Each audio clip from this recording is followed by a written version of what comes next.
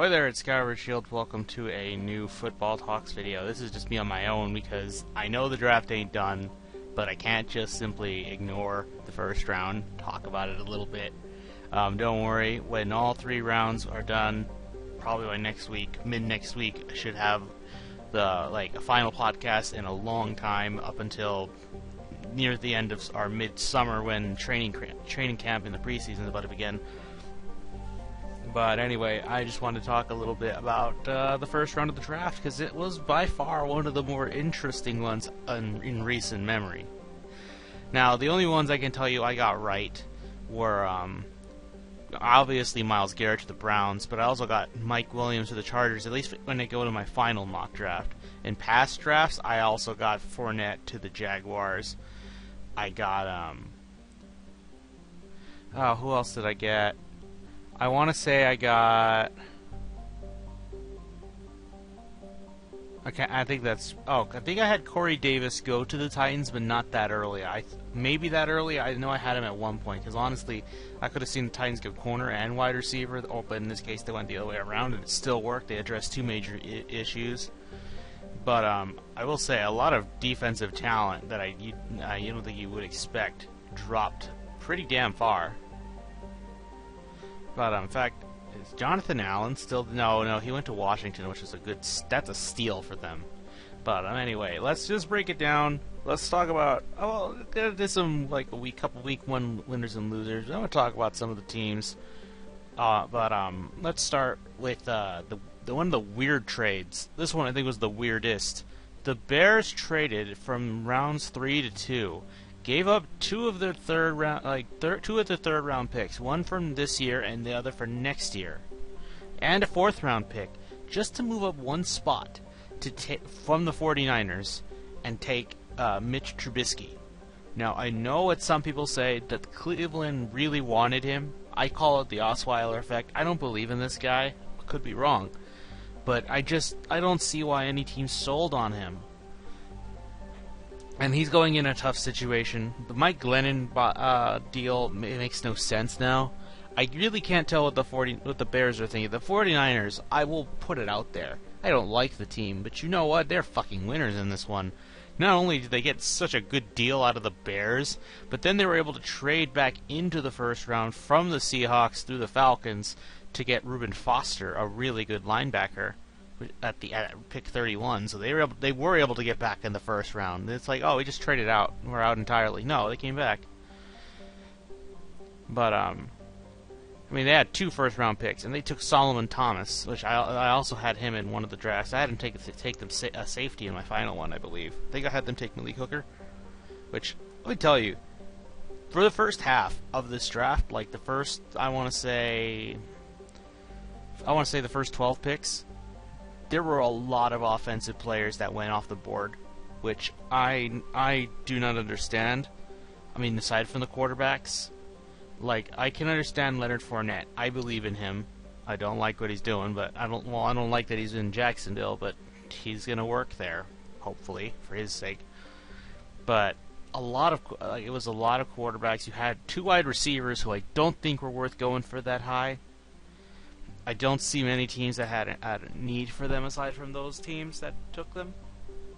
But I don't know. Anyway, let's move on, because the Bears are, I say, losers as things stand now. They are hoping for a lot. John Fox trying to save his damn career in Chicago, which I think he's a death row.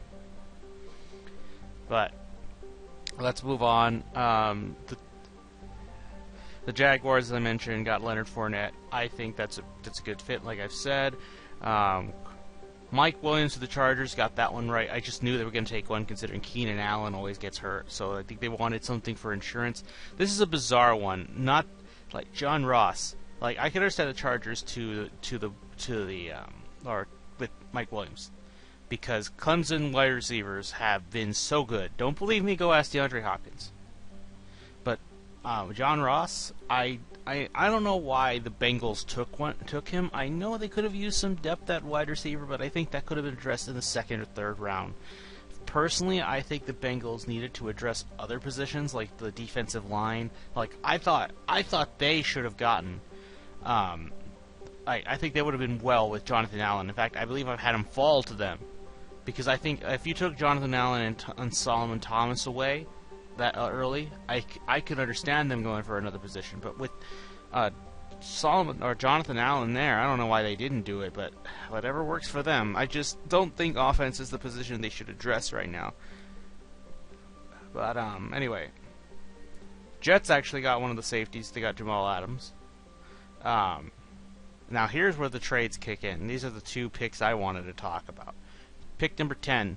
The Chiefs traded with the Bills. I forget the deal exactly, but they did give up their first-round pick for this year. Obviously, they switched spots. They gave up next year's first-round pick, and I want to say they gave up a second or a third-round pick as well for this year to give to the Bills to get Pat Mahomes. I think they did this to take it from the Texans. They probably heard whispers that the Texans were going to trade with the Browns. So they made a move to trade with the Bills. And they took Pat Mahomes. Now, do I think Pat Mahomes will flourish there? Eventually, yeah. I just don't see him starting unless Alex Smith gets hurt, because I think Andy Reid just loves Alex Smith too much, but I don't know if this was his choice as much as it was the GM's. Because I think most people can agree, even a lot of Chiefs fans, even one I follow, they don't believe in Alex Smith. They just don't see him. They just don't see him as a guy who will actually take him to the Super Bowl, which is a bit disrespectful, but I can see where they're coming from, because I personally think he's great in the regular season, not so much in the playoffs when things get hot. But Pat Mahomes should be able to do that. However, I call him the high-risk, high-reward guy, because, and not in terms of like talent, just because of how he plays. It's his natural play style. Anyone could correct that and just make him the high reward only. It could be Andy Reid, but we'll see. But because we won't see him for a while, barring stuff like injuries and stuff. Now, next one, the Texans traded with the Browns, because the Browns, for some reason, just didn't want Deshaun Watson. They don't want him. I don't know why they don't see in him. My assumption is that they don't believe he'll fit in their scheme. They wanted Trubisky, and then the Bears took him, which, like I said, I don't think Trubisky's good for many of these teams, that need to start a guy right away. None of them are, really. I've made that abundantly clear in all my mock drafts, and even on podcasts with Bill. None of them should be starting week 1. But they wanted Trubisky, and then they just got cucked.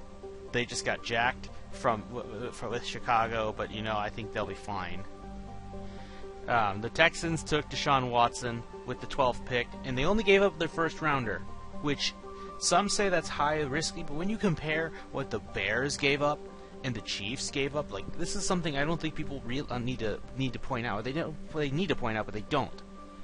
Unlike the Chiefs and the Bears, who gave up more than a first-round pick, they even some of them might have gave picks from next year. The Texans only gave up the first-round pick. Now, you could say my personal theory is that the Browns were like, okay, you gave us a second-round pick just so we could burn some cap, and you gave us Osweiler. We'll be nice. We'll just take your first-round pick, because honestly, that's all we want.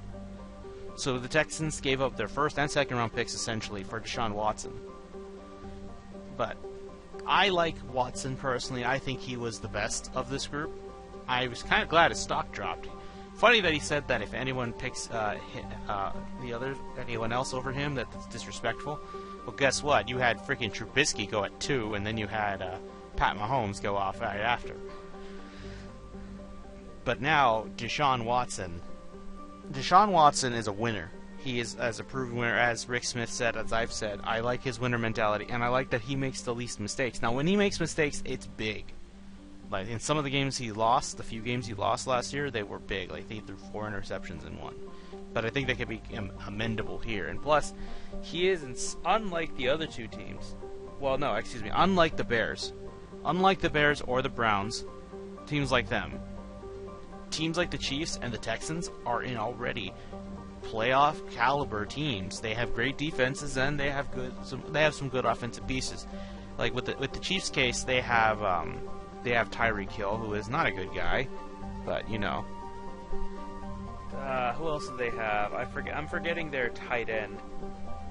I'm forgetting their tight end, but I think you know who I'm talking about. But anyway, the Texans, on the other hand, have, speaking of tight ends, C.J. Fedorowicz, who I've been doubting all this time, Lamar Miller, DeAndre Hopkins, and Will Fuller. There is a lot of promise on that offense now with Deshaun Watson. And then on defense, of course, you got J.J., you have Clowney, you have Cushing, you have Jonathan Joseph, and so on and so forth. The Texans, if Watson clicks, are instantly Super Bowl contenders, if you ask me. I know I sound extremely biased, but I think most people have been saying this. I've said it too. As soon as they get a quarterback that clicks, they are a Super Bowl worthy team. To me, it feels like only a matter of time, assuming everything falls properly. And the Texans have pretty much sold their short term. Like, they've given up a lot to get this guy. First and second round picks, essentially, just for this guy, so they don't have anything next year. So in fact, next year we're not even talking Texans in the podcast for that much. Like, they'll be talked about, but for about 10 minutes, less than 10 minutes, because you can only talk about the latter half. So that's why I say, because I'm uploading this before the second round begins, the Texans absolutely need to hit on needs in this draft. They need to hit on them. So second round off the bat, I say if a player like Cam Robinson makes it, because only 2 offensive tackles left the draft board yesterday, and that was Garrett Bowles to the Broncos, which I didn't know this. He apparently has a history of criminal activity. Or not criminal activity, he's been kicked from a few schools, he's been, and there is no scouting report talking about his bad character. You can say, oh, some of them must have been bad, but when you're kicked out of 5 schools, there is something wrong. I don't know what it is, because scouting reports sure didn't talk about it. But it's just, I don't know. And then Ryan Ramczyk to the Saints, which that's a bizarre pick for me. I guess because he was so good for him to drop that far, they took it, but I just don't think that was worth it for the Saints' perspective. To be fair, the Saints did get Marshawn Lattimore, which that is really good once he gets better, once he gets used to their system. But yes, final thoughts on the Texans trade. I don't know. I will say I still want to believe in Tom Savage, because here's the problem. They're getting him assuming Savage does bad. Like I said before, you can't know until you actually start him for more than one game. His health has become a bit of an issue. But well, I think what happens if Savage does pretty well? Then there's a problem, because you just sold the barn for Deshaun Watson. So that's going to become a very interesting situation to see how it unfolds. Could Deshaun Watson beat him in training camp? Absolutely, but I still think that doesn't mean Bill O'Brien's going to start him. Although that would be nice. Let's move on. The Lions got Jared Davis, linebacker from Florida. I think I might have had him go here before. I'm not sure. I would have to go check. But a linebacker, I had a feeling they were going to go linebacker because everyone didn't realize it, but DeAndre Levy's gone, and they wanted someone who could do that, who can fill in his shoes, so they got the right guy. Linebacker, I'll take it. It was a need. I still think they need to get corner. I think they'll get that at some point, because there are still plenty of good corners to be had. They might take it for the sake of depth. But of course, Jared Davis is also a bit of a pass rusher, so that should bode well as well too. Next up, the Cowboys. The Cowboys were the ones that surprised me, but I think it was because Tre'Davious White was taken right before them. I think Tre'Davious White to the Cowboys was a highly likely option, but they took Taco Charlton. I better get used to the taco emoji, because that shit's gonna be spammed. You just know it. But anyway, Taco Charlton to the Cowboys. It's a pass rusher. I can't be mad at the Cowboys. I can't say, oh, it's a bad draft so far, because they did address defense. Now, had they addressed anything on offense, I don't care what position it was, yeah, I would say it's a stupid choice, but I'm not mad at this. Now, I've been saying I think you need secondary pieces, you need corners, because remember, there are only two corners they have on their damn roster entirely, and they're both over 30, and both their starting safeties were gone. So I was like, corner, safety, safety, corner, whichever way you address the first 2 rounds, I'd say great draft all around. My guess is that the other corners didn't fit their system, and then players like Jabril Peppers and Tre'Davious White didn't fall down. Of course, T.J. Watt was also an option, which he went to the Steelers. That makes me sad. I would have liked to see T.J. go to the Cowboys, because I also think the Cowboys need linebacking help, because all they have is Sean Lee. And Rolando McClain is unreliable because of his drug history, with his purple stuff, I should say, or whatever. But Taco Charlton to the Cowboys is pretty good. I'm not going to complain. I just wish they got a linebacker, or in particular secondary pieces, which they have the second round and beyond for. As long as they go for those pieces, I will be happy. They have to at some point, because they only have 2 starting corners. I wouldn't be surprised if they drafted more than 1 corner in this draft. It just makes sense. Anyway, other things to talk about. The freaking Browns, I would say, are actually weak winners as well, because look what they got. With the first pick, you get Myles Garrett, game changer. That's a player to build around. And then with your second, then you get a second.